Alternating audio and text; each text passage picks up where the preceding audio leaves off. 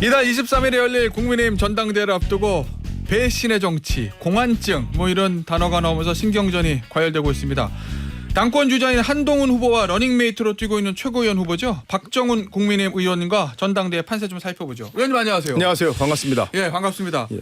지난주에 영남 일정이 있었습니다. 한동훈 후보하고 그다음에 여기 박정훈 의원, 그다음에 장동훈 의원이 이제 같이 다니는 모습들 봤는데 어떻습니까? 영남 분위기는 실제로 가봤더니. 저희가 대구에서 5개 당협 그리고 예. 부산에서 8개 당협을 다녔으니까 한 절반 가까이 다닌 거예요. 예. 근데 이제 저도 깜짝 놀랐어요. 저는 사실 홍준표 시장이 굉장히 한동훈 위원장에 대해서 막 입에 담기 어려운 얘기들을 많이 해서 대구 예. 분위기가 정말 안 좋을까 했는데 예. 열광적이었다. 제가 이렇게 말씀드리겠습니다. 저희 쪽이라 좀 객관성을 잃었다고 지금 보실 수도 있을 텐데 예. 객관적으로 보려고 봐도 예. 너무 당원들이 많이 몰려서 자리가 비좁을 정도의 상황이 이어졌고 예. 대구하고 부산이 날이 더웠어요. 예. 더웠는데 정말 땀을 비오듯이 흘리면서도 그 한 위원장 말 한마디 한마디를 경청하는 당원들의 모습에서 야 정말 우리 당원들이 이번에는 변화를 갈망하고 있구나. 예. 그런 걸 느꼈습니다. 그런데 박형준 부산시장을 만났잖아요. 부산에서. 예. 근데 이제 영남 대구 경북 방문했을 때 홍준표 대구시장하고 이철우 경북도지사도 못 만났거든요. 그건 어떻게 봐야 됩니까? 근데 그분들 입장에서는 홍준표 시장 입장에서는 어쨌든 이제 잠재적인 대권 경쟁자로 봤기 때문에 너무 이렇게 과하게 행동하시는 걸로 저희들은 보고 있고요. 예. 이철우 지사의 경우에도 이제 친윤 대통령하고 관계에 가깝고 또 예. 이제 지방자치단체장들이 광역단체장들이 정부에서 얻을 사업들이 많아요. 그러니까 이제 대통령하고 관계를 여러 가지를 감안한 게 아닌가 이런 생각을 해봤습니다. 예. 알겠습니다. 자, 본격적인 얘기를 해보죠. 여권에서 사실 이 배신의 정치라는 단어는 사실은 좀 트라우마가 있는 거잖아요. 2015년인가요? 이제 박근혜 당시 대통령이 이제 배신의 정치 얘기하면서 그 다음에 이제 총선 패배하고 그 탄핵까지 이어진 건데 지금 다시 나왔습니다. 배신의 정치라는 단어가. 한동훈 후보가 하고 있는 정치는 배신의 정치입니까? 지금 김태현 앵커도 얘기했지만 이게 트라우마라는 표현을 썼잖아요. 여권의 입장에서는 그렇겠죠. 그러니까 이 배신이란 단어가 굉장히 자극적인 단어예요. 그러니까 어떤 한 인간을 굉장히 인간성이 부족한 사람으로 만드는데 굉장히 효과적인 단어입니다. 감정을 자극하는 단어인데 이 단어 한마디로 저는 전당대회에 굉장히 축제가 될 전당대회가 좀 망가지고 있다고 봐요. 네. 그리고 좀 일반 국민들 입장 그리고 중도에 있는 국민들 입장에서 봤을 때는 야 진짜 쟤들 진짜 너무하는 거 아니야? 저렇게 집안 싸움을 해? 이렇게 볼 수 있기 때문에 예. 이 단어가 굉장히 저는 등장해서는 안 되는 단어가 등장했다고 봅니다. 예를 들어서요. 한번 이렇게 생각해 보죠. 예. 아버지가 물가에 있는 길을 걷고 있는데 물가 쪽으로 걷고 있어요. 그러면 아버지의 뜻대로 가게 두는 게 그게 배신인지 예. 아니면 아버지 그쪽으로 가시면 안 되고 이쪽에 길이 있으니까 이쪽으로 가시죠. 물론 동네 사람들이 다 알기에 그런 말을 해서는 안 돼요. 물밑에서 그렇게 말씀을 드려서 아버지가 똑바로 걷게 만드는 게 배신인지 예. 어떤 게 배신인지 한번 생각해 볼 필요가 있습니다. 왜냐하면 예. 강서구청장 선거 때 우리가 김태우 구청장이 형이 확정되면서 빈자리에 그 김태우 구청장을 공천을 했잖아요. 예. 그때 만약에 한동훈 대표 체제였으면 어떻게 됐겠습니까? 공천했겠습니까? 예. 안 했죠. 예. 근데 그때 당시에 공천했던 사무총장 이런 분들이 지금 배신을 하고 있다는 취지의 어떤 분위기를 만들고 있는 거라고 저는 봅니다. 근데 만약에 그때 그때 사무총장이 나 자리 내놓을 테니까 공천하지 마십시오. 이렇게 얘기했으면 대통령 공천할 수 있었을까요? 그죠? 그러면 예. 그래놓고 그 뒤에 야, 난 대통령이 진짜 이거 하라고 그래서 나 어쩔 수 없이 했어.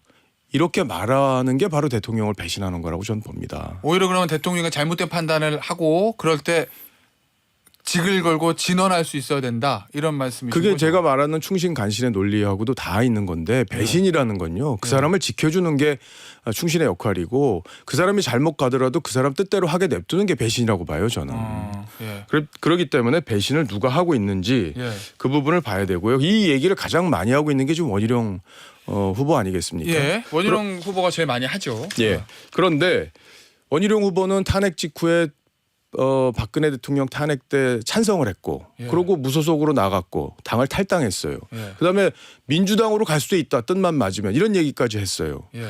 이게 당을 배신하는 거 아닙니까? 오히려. 예. 그리고 한마디 더 드리면 예. 지난 주말에 TV조선 강적들이라는 프로그램에서 원희룡 대표가 출연을 해서 원희룡 장관이 원희룡 후보가 예, 윤석열이란 이렇게 질문을 했어요. 그랬더니 뭐라고 답을 했냐면 다시는 반복돼서는 안 될 검사 대통령 직행 케이스 이렇게 얘기를 했습니다. 예. 그러면 반복되지 않아야 된다는 이유는 지금 윤석열 대통령 실패했다는 얘기예요. 예. 그렇게 본인이 규정을 한 겁니다. 예. 이미 대통령이 지금 직을 3년이나 남겨놓고 있는데 물론 이 발언의 지향점은 한동훈 후보를 겨냥한 거로 볼 수 그렇겠죠. 있어요. 그런데 대통령까지 같이 지금 폄훼를 한 발언 아니겠습니까? 예. 그러니까 이렇게 자꾸 누가 배신을 하는 건지 모르는 그런 상황을 놓고 자꾸 배신자 프레임을 씌우는 거는 예. 전 맞지 않다고 봅니다. 어떤 의도가 있다고 보십니까? 원희룡 후보 측에서 집중적으로 요 배신자 프레임을 들고 나오는? 지금 그러니까 한동훈 위원장이 총선 때 비대위원장을 맡으면서 대통령과의 관계가 좀 불편했다. 이 부분을 집중적으로 파고들어서 당원들한테 저 사람 시키면 배신할 거야. 이런 이미지를 만들려고 하는 건데 실상 내용을 보면 그렇지 않다는 걸 제가 지금 길게 설명을 드린 겁니다. 예. 이 표현은 좀 거칠더라도 근데 일부 당원들 마음속에 야 진짜 뭐 배신 이런 걸 다 떠나서 대통령하고 당대표가 사이가 좀 안 좋으면 당정 관계 완전 파탄 나는 거 아니야? 보수가 분열되는 거 아니야라는 걱정도 좀 있습니까? 실제 당원들이? 당원들이 있죠. 예. 계속 이렇게 배신자 프레임을 공격을 하니까 그게 증폭되는 일정 부분 그런 그분들 입장에서는 소득이 있을 수도 있어요. 예. 그런데 한동훈 위원장이 가고자 하는 방향이라는 거는 민심의 방향에 우리가 좀 더 맞춰야 된다. 민감하게 반응해야 된다. 이렇게 지금 얘기하는 그 얘기 거잖아요. 계속 하죠. 그리고 예. 윤석열 정부가 잘한 부분 또 추구하는 방향이 옳지만 그 방법이나 방향에 있어서 조금 문제가 있는 부분들은 수정을 해야 된다는 여론도 있는 게 사실이기 때문에 예. 그 역할을 하겠다는 거기 때문에 그게 배신으로 갈 수가 없어요. 그리고 대통령하고 잘 물밑에서 조율하면 그런 잡음들도 저는 크게 나오지 않을 거라고 봅니다. 제가 그러고 당정이 하나 될 수 있도록 중간에서 역할을 잘 할 거예요. 예. 알겠습니다. 원희룡 후보가 이런 얘기도 했어요. 윤석열 대통령과 소통이 없어서 충격이다. 이런 메시지는 했던데. 지금까지 소통이 전당대회 전에 소통할 무슨 이유가 있었던 건 아니잖아요. 네. 계기가 있었던 것도 아니고. 예. 그러니까 비대위원장을 그만둔 뒤에는 대통령하고 특별히 소통할 무슨 위치에 있었던 것도 아니기 때문에 뭘 두고 이렇게 평가하는지 잘 모르겠는데요. 어쨌든 이걸 다 배신의 어떤 그 알맹이 안에 넣기 위해서 이런 얘기들을 하는데 정작 누가 배신을 그동안 해왔는지는 우리 당원들이 잘 판단할 거라고 봅니다. 예, 알겠습니다. 이 나경원 윤상현 후보인가요? 이런 얘기들 하는 것 같아요. 친박 비박을 능가하는 파탄의 관계가 될 수도 있다. 그럼 실제로 당내에서 뭐 친윤계 친한계 어떤 갈등 이런 것들이 좀 증폭되고 있는 상황입니까 지금? 그러니까 친윤이라고 하는 이제 분들이 당에 아직까지는 주류 세력이에요. 예. 그러니까 그분들 입장에서는 이 당권을 한동훈 위원장에게 내줄 경우에 본인들 입지가 줄어들 수밖에 없습니다. 다만 대통령이 추구하는 방향에 대해서는 저희 내부에서 캠프 내에서는 대부분 동의하는 부분들이에요. 추진하는 방향에 큰 방향에 네. 대해서는 다만 그 방식이나 이런 거에 대해서는 논란이 있기 때문에 예를 들어 의대 정원을 늘려야 된다. 예. 국민들 찬성하는 거 아닙니까? 예. 그리고 한미 관계 탄탄하게 하고 자유시장 경제 탄탄하게 하고 예. 다 우리 당원들 찬성하는 거잖아요. 한동훈 위원장 여기 100% 동의합니다.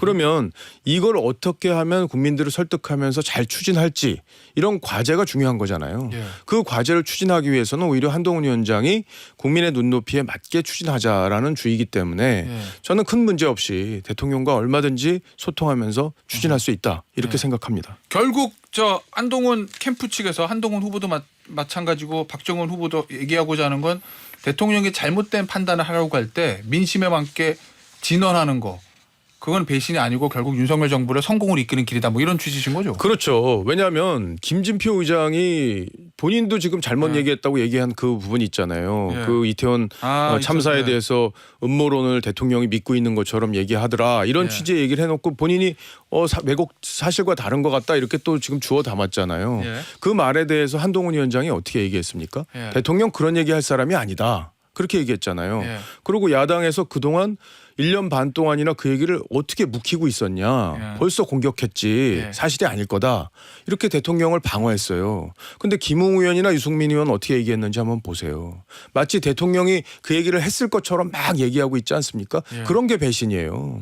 한동훈 위원장이 그 부분에 대해서 합리적으로 접근해서 얘기를 했잖아요. 대통령과의 신뢰관계가 없이 그런 얘기 할 수 있겠습니까? 알겠습니다. 자, 마지막으로 이거 좀 짚어보죠. 이 공안증이라는 표현이 이제 한동훈 후보 캠프 측에 나오기 시작했습니다. 결국 한동훈 후보를 두려워해서 다른 후보들이 이렇게 하는 거다라는 얘기인데 거기에 대해서 원희룡 후보가 맞습니다. 공안증 맞다. 초보 정치에 대한 두려움이 있다. 뭐 이런 얘기했거든요. 원희룡 후보도 그렇고 나경원 후보도 그렇고 한동훈 후보에 대해서 정치 초보기 때문에 이 난국을 뚫고 나가기가 쉽지 않을 거다. 이런 비판을 좀 합니다. 거기에 대해서 어떻게 보세요? 저는 어제 장동혁 후보가 잘 얘기했다고 봐요. 이 문제는. 네. 지금 정치 물론 초보라고 볼 수도 있어요. 초보가요. 오히려 조심스럽게 운전해요. 그래서 사고가 나지 않도록 조심스럽게 운전합니다. 그리고 예. 운전자의 능력도 중요해요. 초보라고 다 사고 내는 거 아니지 않습니까? 예.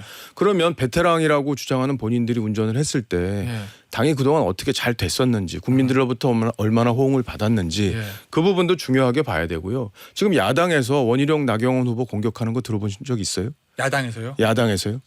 들어보신 적 한동훈 있습니까? 후보에게만 집중되고 있다. 그렇죠. 예. 한동훈 위원장이 당대표가 되는 거를 예. 야당이 가장 걱정하고 있습니다. 그래서 야당도 공안증을 갖고 있다. 저희는 예. 그렇게 보고 있습니다. 알겠습니다.